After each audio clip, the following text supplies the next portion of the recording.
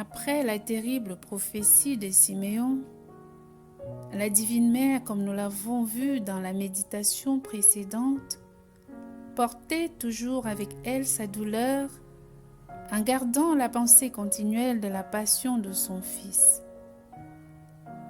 Considérons maintenant ce deuxième glaive de douleur qui transperça l'âme de Marie lorsque l'enfant dut s'enfuir en Égypte pour échapper à la persécution d'Hérode. Hérode, ayant appris la naissance du Messie attendu, craignit terriblement pour son trône. Ce prince impie attendait donc que les mages soient venus lui apprendre où était né le nouveau roi pour le mettre à mort. Quand il se vit trompé dans son attente, il ordonna alors le massacre de tous les enfants qui se trouvaient dans la ville de Bethléem et ses environs. Alors un ange apparut en songe à Joseph et lui fit connaître l'ordre de Dieu. « Lève-toi, lui dit-il, prends l'enfant et sa mère et fuis en Égypte. » Joseph se leva, prit avec lui l'enfant et sa mère de nuit et se retira en Égypte. Matthieu chapitre 2 verset 14. Peut-on imaginer plus grande tribulation que celle de cette tendre Vierge et de ce nouveau-né suspendu au cou de sa pauvre mère, contraint de prendre la fuite? Chacun peut s'imaginer combien la Sainte Vierge eut à souffrir pendant ce voyage improvisé. Le chemin fut certainement long et fatigant pour arriver en Égypte, estimé à au moins 30 jours pour certains auteurs. La route telle que décrit saint Bonaventure était couverte de forêts obscures, rocailleuses et désertes. Comme c'était l'hiver, il fallut supporter la neige, la pluie et le vent. Marie alors, âgée de 15 ans, vierge et délicate, n'était nullement habituée à de pareilles fatigues. La Sainte Famille n'avait personne pour la servir. On peut s'interroger, où trouvait-il de quoi manger? Où reposait-il? Où s'arrêtait-il en chemin? Et la nuit, où pouvait-il se reposer? Surtout dans le désert qu'ils avaient à traverser et qui n'offrait ni maison ni hôtellerie.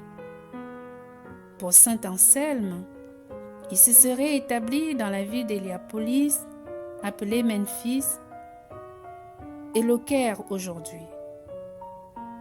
Considérons également l'extrême pauvreté à laquelle il fut réduit pendant leur séjour en Égypte. Séjour qui dura 7 ans selon saint Antonin, saint Thomas et d'autres auteurs. Ils étaient étrangers, inconnus, sans parents, sans argent ni revenus. À peine avaient-ils de quoi se nourrir avec le travail de leur journée. Ils étaient pauvres, disait saint Basile, et dès lors il est évident qu'ils devaient fournir beaucoup d'efforts pour se procurer les choses nécessaires à la vie. Après la mort d'Hérode, rapporte saint Matthieu, l'ange apparut à nouveau en songe à saint Joseph et lui ordonna de rentrer en Judée. Méditant sur ce retour, saint Bonaventure remarqua la peine imposée à la Vierge Marie à cause de la fatigue de Jésus, alors âgé de 7 ans, trop grand pour être porté et trop petit pour marcher seul longtemps, dira-t-il.